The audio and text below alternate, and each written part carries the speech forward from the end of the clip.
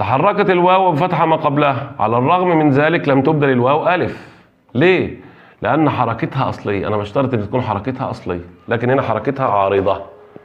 بشترط أن تكون الحركة أصلية لكن حركة عارضة.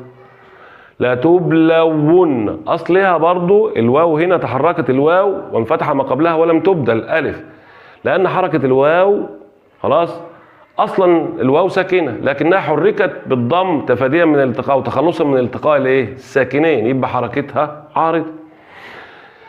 كده شرطين اهو. الشرط الثالث يبقى أنت يعني يتحرك أن تكون حركتهما أصلية. 3 أن تتصل الواو أو الياء بالفتحة اللي قبلها يا شباب، بالفتحة اللي قبلها. يبقى أن يتحرك حركتها أصلية، وأن